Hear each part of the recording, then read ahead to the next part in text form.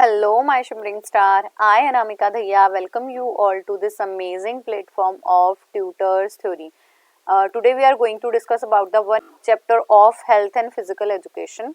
So health issues of adolescents. हमारे ऐसे बच्चे जो किशोर अवस्था को रीच कर चुके हैं, उनके ऐसे कौन कौन से स्वास्थ्य संबंधी मुद्दे हैं जो उन बच्चों के सामने आने चाहिए और एज अ टीचर हमें भी इनकी पूरी नॉलेज होनी चाहिए कि अगर कल को आप पढ़ाने जाओ तो आपके पास इन सब मुद्दों का क्या हो आंसर और उन्हें कैसे सॉर्ट करना है, इन सब चीजों का भी आपको पता हो। तो एडोलेसेंट जब हम थे हमने भी क्या क्या डील किया था, और बहुत सारे बच्चे तो अभी एडोलेसेंट कैटेगरी में आते ही हैं। अगर आपको ऐसी कोई भी प्रॉब्लम है तो आप क्वेश्चन भी पुट अप कर सकते हैं एंड उनसे अगर आपको चैप्टर पढ़ के चीजें समझ आती हैं तो it's well and good.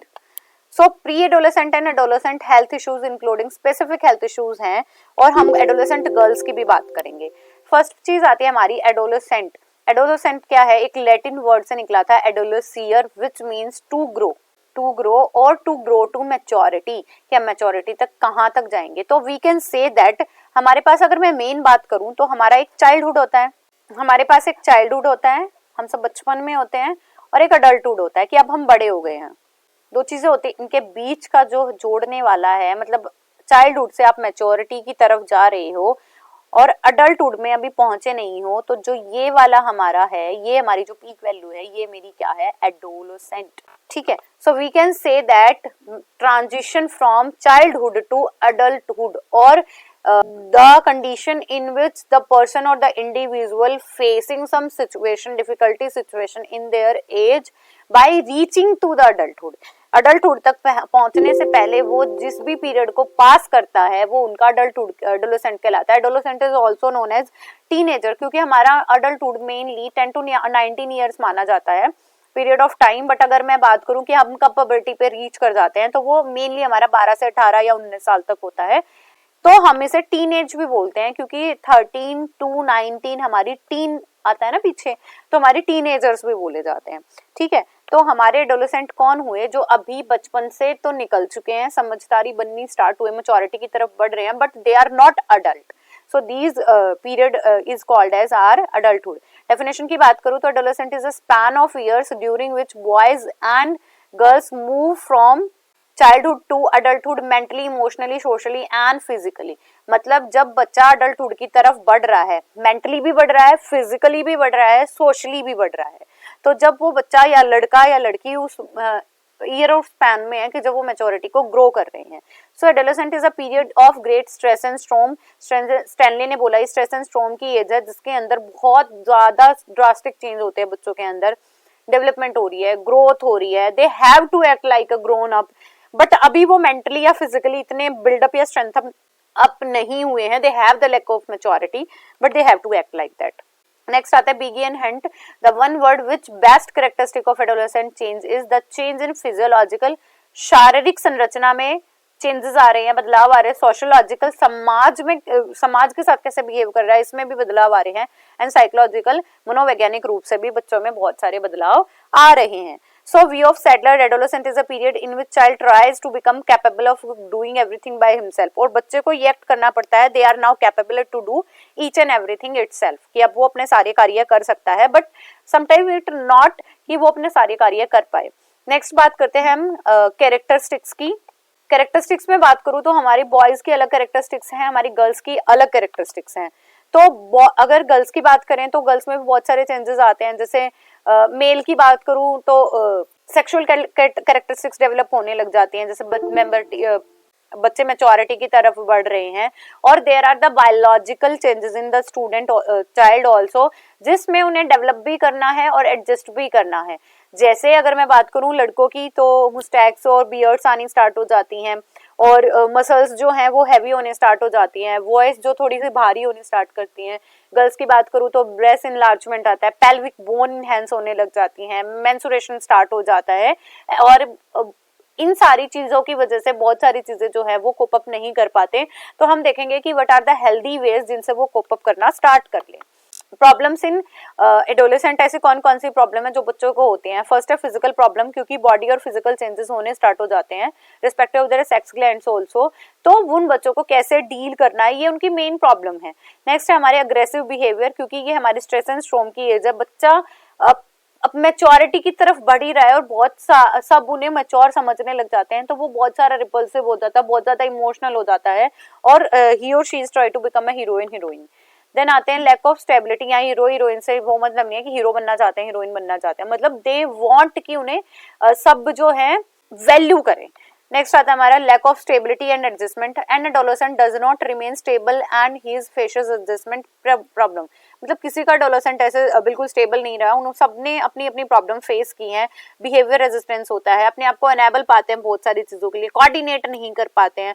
They also feel the pressure, क्योंकि ये ही टाइम होता है जब उन्हें अपना वोकेशन भी चूज करना होता है और उन्हें अपनी लाइफ को भी आगे बढ़ाना होता है।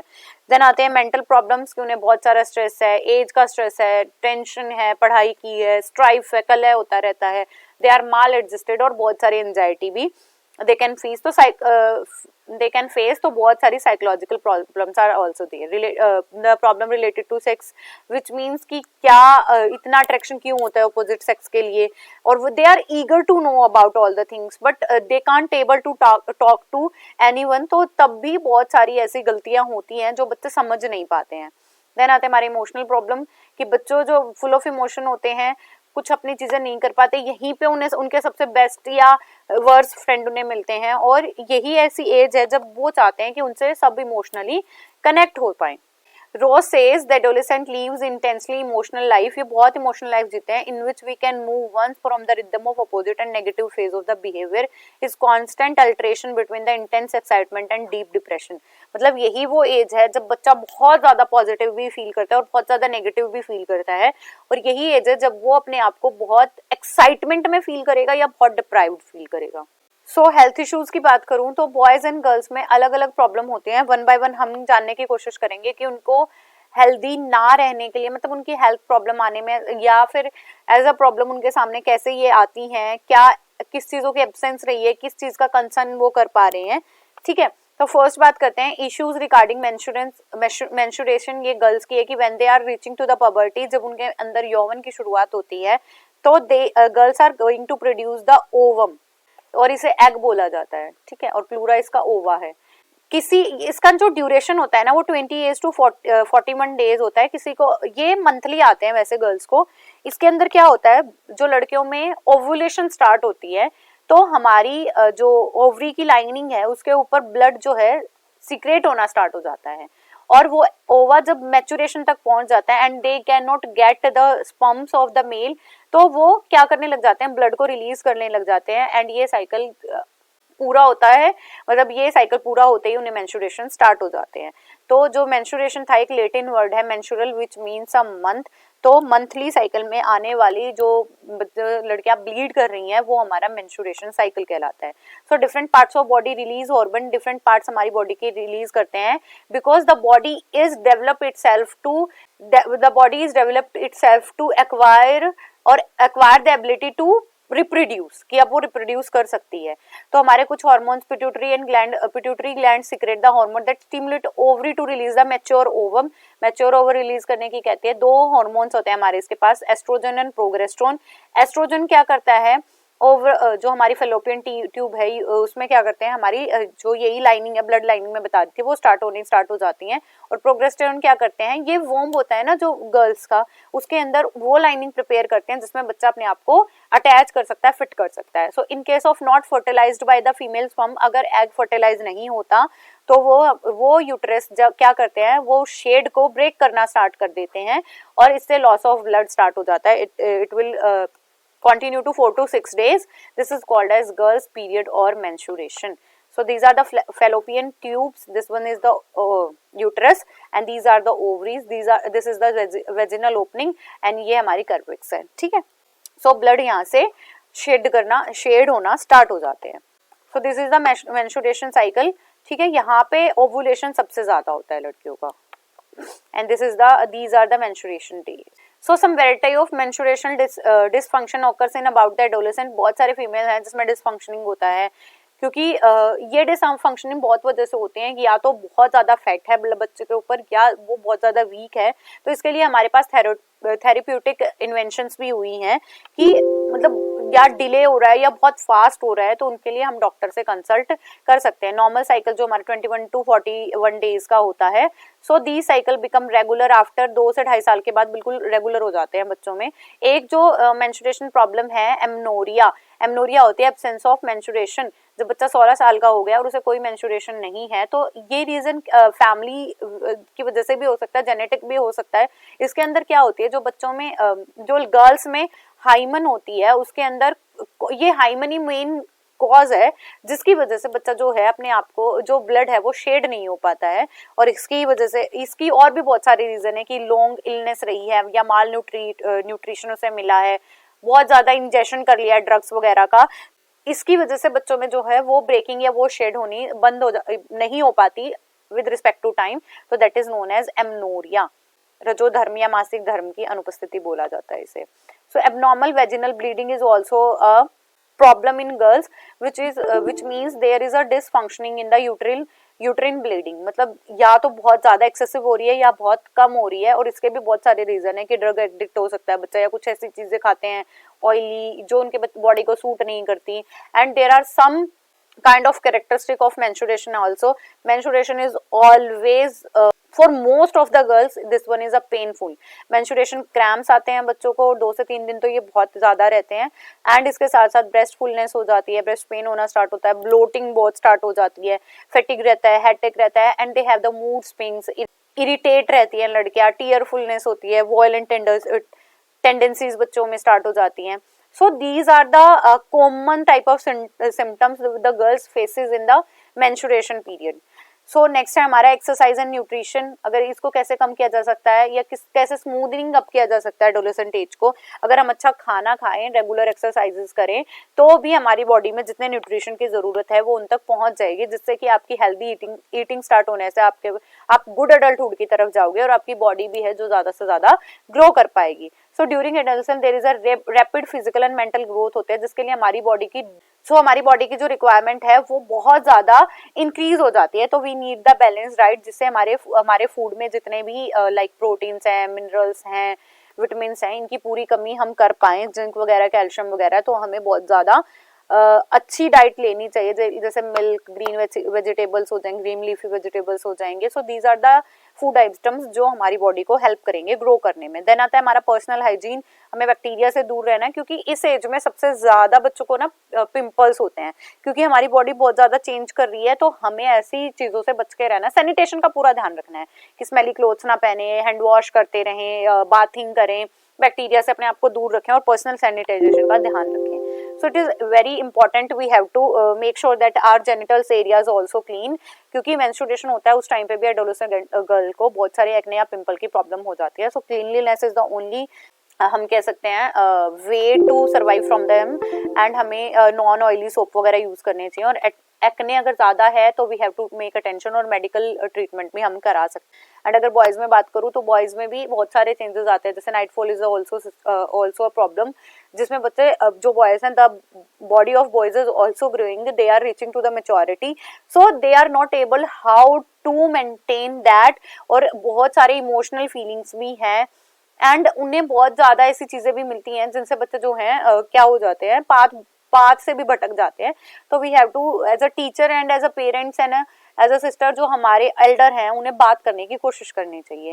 नेक्स्ट आते हैं हमारे ड्रग एब्यूज एंड एड्स। इसका भी बहुत ज्यादा रीजन है क्योंकि बच्चा जो है फिजिकली, मेंटली, इमोशनली ग्रो कर रहा है तो उसे किससे बात करनी है, कितनी करनी है, क्या करनी है, बहुत ऐसी एक्टिविटीज में और नेगेटिव एक्टिविटीज में बच्चा ज्यादा जल्दी इंडल्ज होता है। So we should avoid any kind of drugs, like cigarette, gutkha, ऐसे को हर एक चीज से दूर रहना चाहिए और बच्चों को जो है एड्स रिगार्डिंग भी नॉलेज देनी चाहिए। नेक्स्ट आता है हमारा रोल ऑफ हार्मोन। मैंने अभी बताया था कि जो अगर मैं फीमेल सेक्स हार्मोन्स की बात करूँ तो प्रोगेस्टेरोन एंड एस्ट्रोजन है, अगर मेल सेक्स हार्मोन की बात करूँ तो वो टेस्टोस्टेरोन है।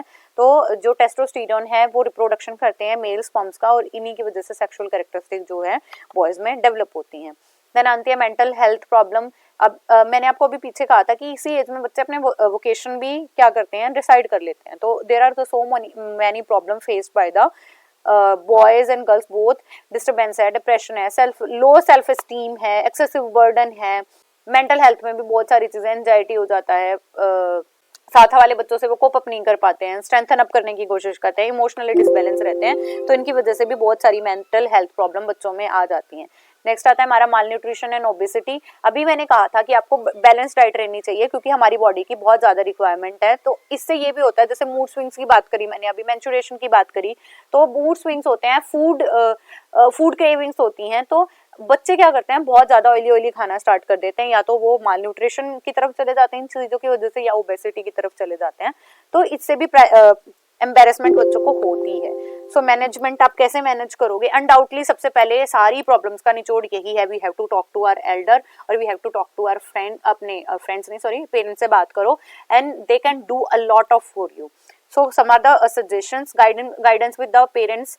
हम पेरेंट्स से गाइडेंस ले सकते हैं, मतलब पेरेंट्स को अफेक्शनेट और सिंपैथेटिक रहना चाहिए बच्चों के साथ, और इरिटेटिंग बिहेव ना करें, और पेरेंट्स इस टाइम पे तो बच्चों को स्पेशल अटेंशन देनी चाहिए, कॉपरेट करें पेरेंट्स उनके साथ, स्मूथ रिलेशनशिप रखें, उन्हें ज्यादा मैच्योर ना माने because they are reaching to maturity, they are not that much matured. Second हमारा प्रोवाइड सूटेबल अच्छा एनवायरमेंट दे, खाने पीने के चीजें दे जो न्यूट्रिशियस हों, फैसिलिटीज प्रोवाइड करें, अपॉर्चुनिटी दें कि वो अपना वोकेशन या फिर अपनी जो इच्छित चीजें हैं वो क्या कर सके, सेलेक्ट कर सके।